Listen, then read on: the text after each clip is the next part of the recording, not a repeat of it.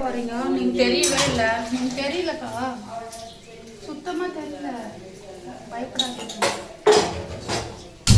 எல்லாரும் நம்ம மக்கள் தான்.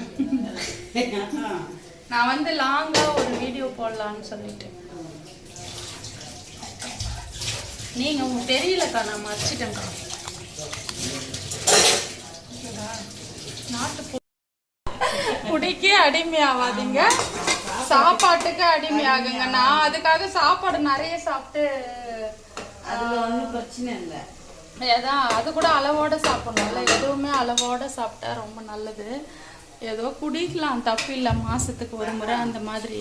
சும்மா எப்பப்பா அவங்க வீட்டுக்காரங்களா இங்க பாருங்க, பட்டை லவங்கம். எனக்கு வந்து வீடியோ வந்து இதுல இது பண்ண தெரியல, எப்படி எடுக்கிறதுன்னு சொல்லிட்டு மன்னிச்சிருங்க.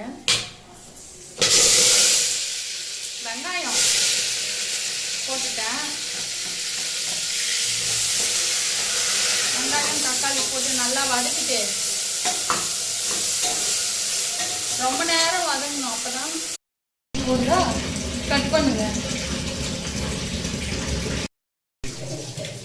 உப்பு 1 கிலோக்கு உப்பு வந்து எப்பயுமே அதிகமாக கம்மியாக இருந்துச்சுன்னா நம்ம போட்டுக்கலாம். ஆனால் அதிகமாக இருந்துச்சுன்னா வாயிலே வைக்க முடியாது. அதுக்கு தீர்வு அது இதுன்னு சொன்னால் கூட அதெல்லாம் வேலைக்கு ஆகாது. உப்பு திட்டமாக போடுங்க, கொஞ்சமாக போடுங்க. அப்புறமா அதிகமாக இருந்துச்சுன்னா கஷ்டம். மிளகாத்தூள், மிளகா, தனியா, அப்புறம் வந்து கொம்பு மஞ்சள், இது மட்டுமே போட்டால் கறி குழம்புக்கு. இந்த சாம்பார், காரக்குழம்பு, இந்த இதுக்கெல்லாம் மற்றதுக்கெல்லாம் போடுவாங்கள்ல தக்காளி சட்னி, அதுக்கு வந்து கடலைப்பருப்பு, உளுத்தம் பருப்பு, பெருங்காயம், மிளகு, சீரகம், அதுக்கப்புறம் ஆன் பண்ணிட்டீங்களா? இப்படி தான் நான் ஆன் பண்ணேன்.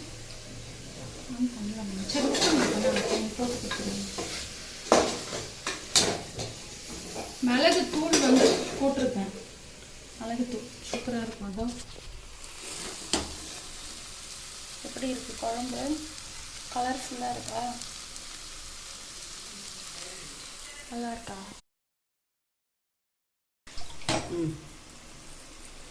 பாருங்க, அதோடைய இந்த வெங்காயம் அரைச்ச தண்ணி இது ஃபுல்லாக இப்படி மேலே தூக்கி காட்டுங்கக்கா. இந்த அக்கா இப்போ தான் வேலை முடிச்சாங்க. இங்கே பாருங்க,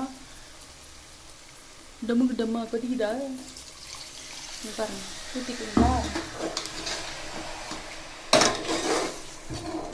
இந்த தேங்காய் ஊற்றினா நிறைய வரும், ஆனால் எனக்கு தேங்காய் ஊற்றினா அவ்வளோவா பிடிக்காது.